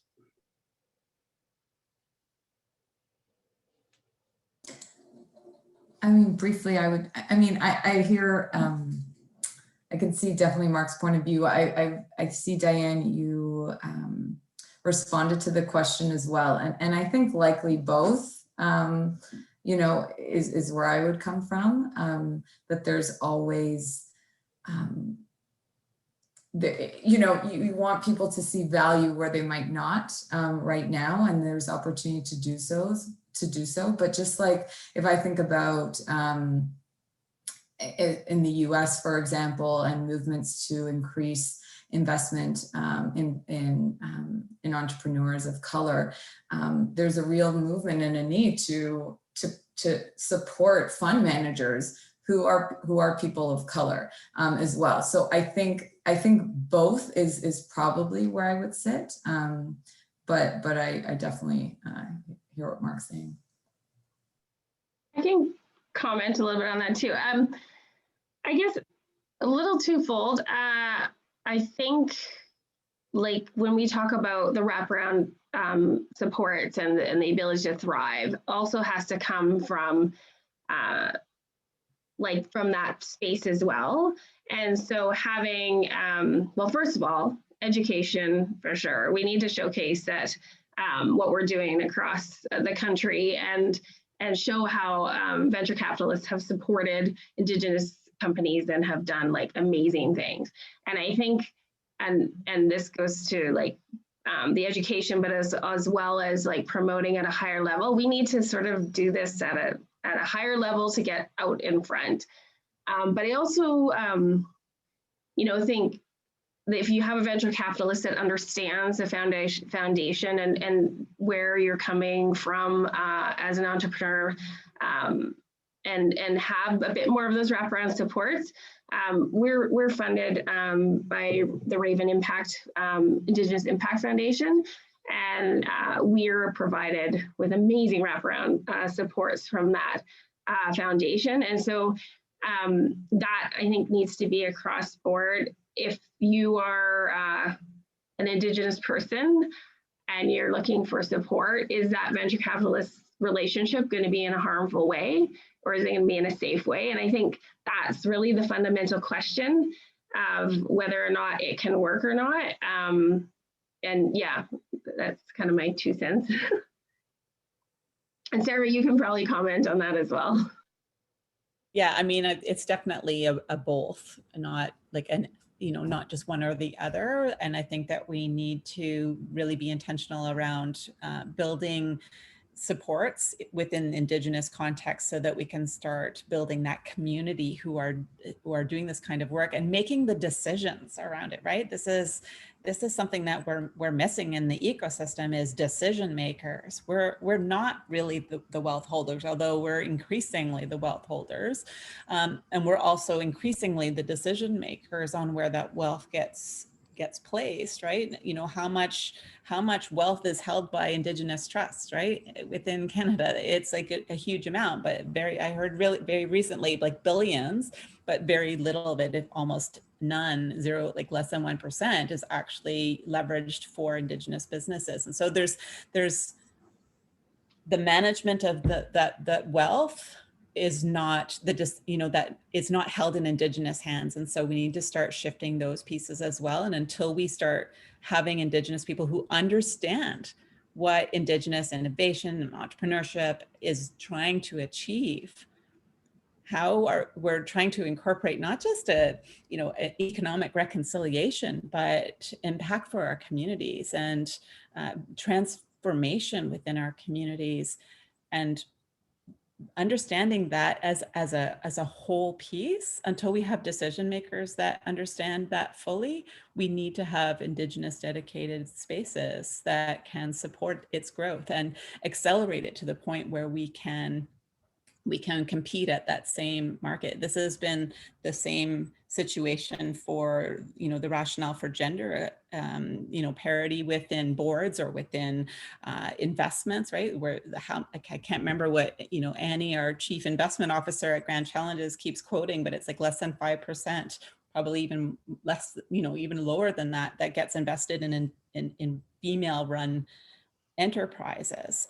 And so we need to be intentional around shifting that. And it's the same situation for Indigenous businesses. We make up 1.4% of businesses in Canada, small, medium-sized enterprises. We're 5% of the population. So we should be up at least 5% if we were going to be achieving our full potential. And so until we're at that place, then we need to actually be intentional about it and invest in both. We need to have all of the options. Thank you everyone for sharing. We are running out of time, so unfortunately I'm going to pose one final question that Sara actually answered in the Q&A chat, and I'm just going to ask you, Sara, if you could elaborate on your answer. But first, I would just like to say to everyone that's tuning in today that if you do have specific questions for our panelists, we did post all of their social media and their websites in the chat. That information will be shared with you afterwards if you want to reach out to them at a later time.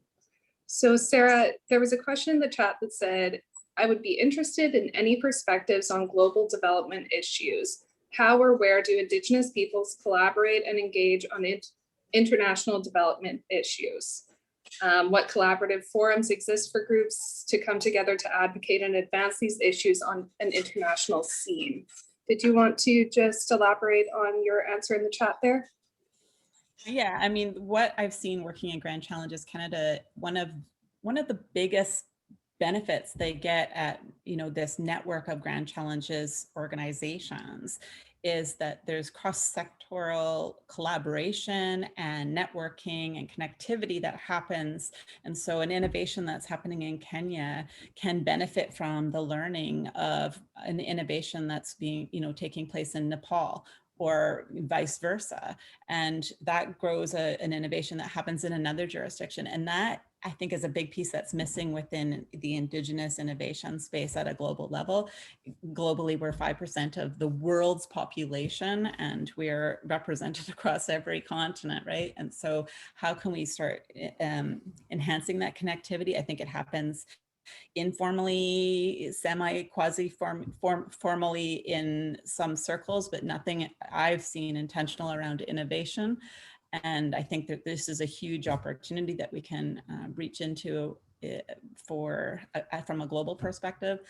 In terms of things that are happening, I'm happy if anyone wants to reach out. We are working to start building a bit of a community of practice at an international level around Indigenous impact measurement. And so I think that this is something that has a lot of potential in being able to understand impact at a community level, how the work that we're doing is transformative for communities from Indigenous perspectives and not from investors' perspectives and priorities. And so I'll leave it at that.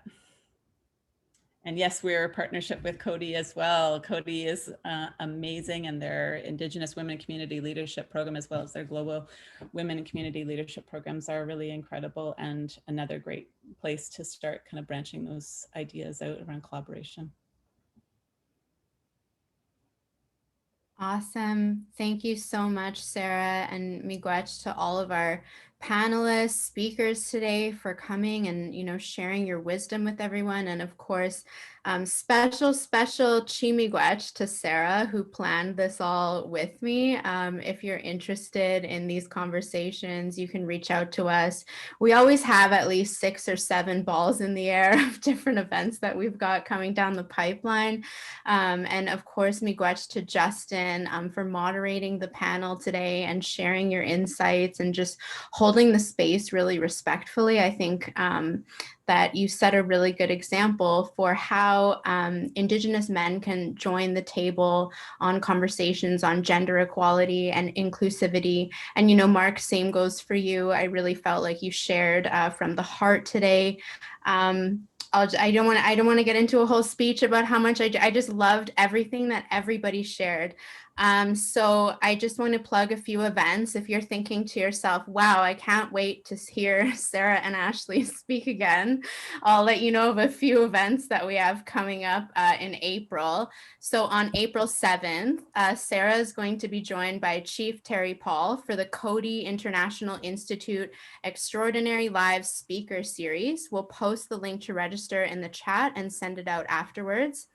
On April 17th, I'd like to invite you all to join both Sara and I at the 2021 Fire Circle event, Sourcing Liftoff. We'll be co-hosting a special morning conversation to discuss lighting a fire underneath our efforts to date to best ignite collective energy possible now and moving forward from here. The event is going to be hosted by Powerhouse Impact Media Group. Shout out to Charlene, who I know joined us today. Powerhouse is committed to consciously and deliberately walking towards the world we want by 2030 through the amplification, preparation, and activation of global leaders supporting the realization of the UN 2030 agenda. And then on April 22nd, I'll be partnering with the Canadian Council for Aboriginal Business and Native Women Lead to try host a cross-borders discussion on Indigenous women's entrepreneurship in Canada and the US. Miigwech to Jamie Glosche, the co-founder of Native Women Lead, for joining us today. Tabitha Bull and I are really looking forward to joining you on this tremendously important conversation. So again, the recordings and all of these links that we've mentioned will be sent out to all of our participants after the event. And miigwech, everybody, for sharing this space and listening today. Great job, Ashley. It's been fantastic working with you on this. Great job, Tara. And